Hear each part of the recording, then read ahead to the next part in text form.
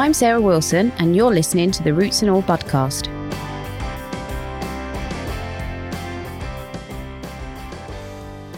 Hello, and welcome to this week's Budcast. Today, I'm going to launch a new segment called Getting to the Roots of, and this is where we go back to basics on some gardening topics that it's maybe assumed that you already know. When you pick up a seed catalogue or go into your local garden centre or shop online for plants, it's kind of expected that you'll know about plant life cycles. But I know when I started out creating my first garden, it was one of the things that baffled me, and I see some of my clients struggling with it still. And if you understand the basics of plant life cycles, you can save yourselves money and disappointment. And it's one of the fundamentals that will give you quite a good grounding when you're choosing plants for your own home and garden. So if you're ordering seeds or planning changes to your garden at the moment, it's probably a good time to recap or have an introduction to the subject. So to start with, plants have life cycles, which basically means it's the time that it takes for them to germinate, grow, reproduce by way of flowering and setting seed, and then die. Some plants can achieve this process in weeks, and some take centuries or even millennia. And let's start with plants that live fast, die young, and leave a desiccated corpse. And these are known as ephemerals. In the UK, this category consists of short-lived spring plants that pop up and die back quickly, for example, trilliums, but it mainly consists of weeds like hairy bittercress, which can appear on a patch of soil, and it can be flinging its seed around quicker than you can say, mind that seed pod doesn't explode in your eye. You won't often, if ever, find something labelled as an ephemeral in this category in the garden centres. So it's less important to know about for trainee gardeners. But anyway, nonetheless, it's good to know about. Next up, we have the annuals, and you will find these for sale as seed now. They look lovely and tempting, and you probably won't be able to resist popping a few of the packets into your real or virtual shopping cart. Annuals complete their life cycle in 1 year, which is pretty straightforward.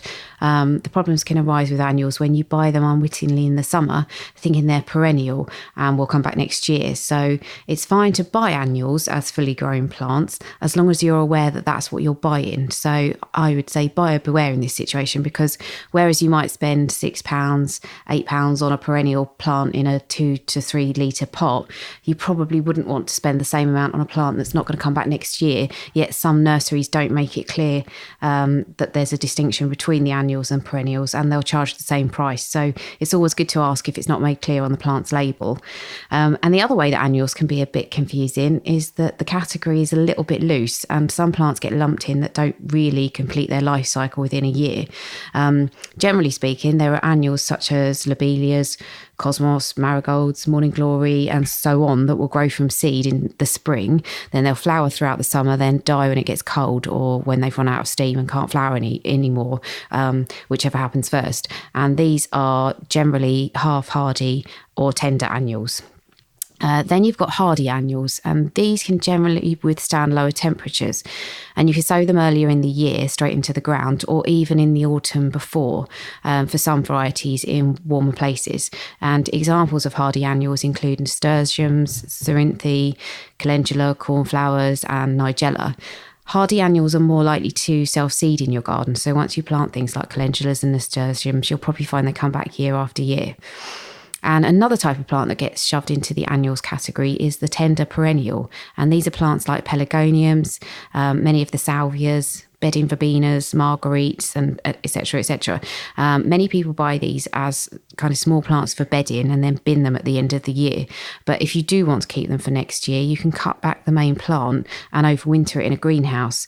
And you can also take the clippings from the parent plant and grow them on as cuttings in order to make new plants for the following year. And this could be the better option, as the parent plant sometimes gets a bit woody and a bit straggly. So next up, we've got biennials, and these are plants that put on green growth in the first year and then flower in their second year. If you grow them from seed, you'll be waiting 2 years to see flowers. And if you buy them in garden centres, you're generally buying second year plants, meaning that they'll flower, set seed, and then die that year. Classic biennials are foxgloves, honesty, evening primrose, sweet William, hollyhocks, angelicas. Many of the biennials will seed around your garden, but if you want a steady supply of them each year, you'll need to plant some in year 1 and some in year 2, as otherwise you'll only be getting a flower display every other year. So that's quite a good tip to remember. And then we're on to perennials, and these are the plants that live more than 2 years. So herbaceous perennials are plants that have soft green stems and leaves that die back to the ground in colder climates or in most UK winters. That said, the mild weather we've had over the past few years has meant that many of our herbaceous perennials have retained their crown of leaves and stems from one year into the next. Typical herbaceous perennials are things like Alchemilla mollis, geums, salvias, agastache, Erigeron carvinskianus, and so on and so on. Some of the ornamental grasses are classed as perennials as well, but some of the grasses are annual. So again, this is something you should check when you buy them. Trees and shrubs are classed as woody perennials, meaning they retain some sort of above ground structure over the winter, and they survive from one year to the next.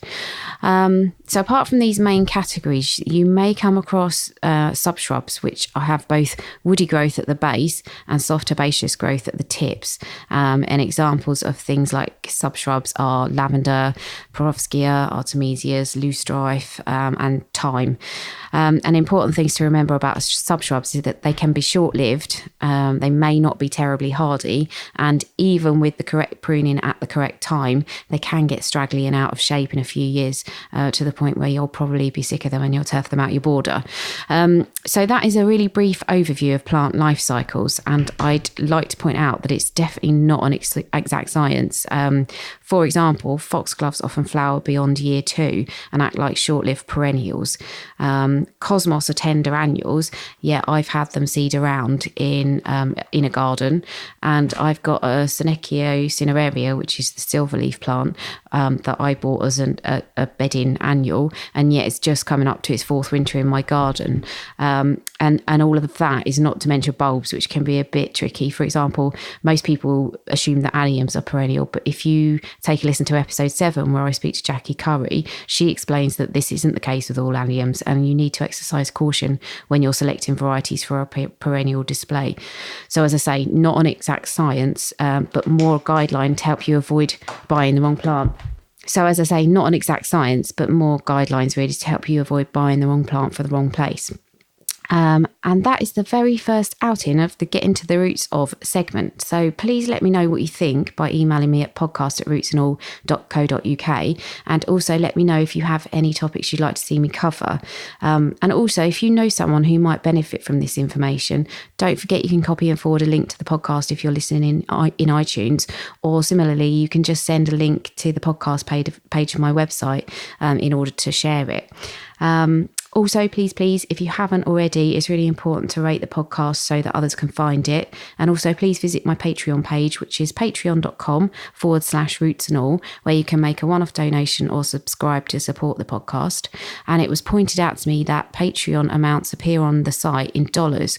So just to be clear, you won't get charged in dollars, and you won't get charged any fees to convert your cash into dollars.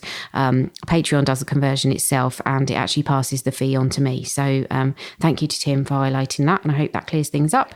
And one last thing, don't forget to visit my website www.rootsandall.co.uk, where you can sign up for my weekly newsletter, which provides you with a regular content roundup plus inside info on things like upcoming guests.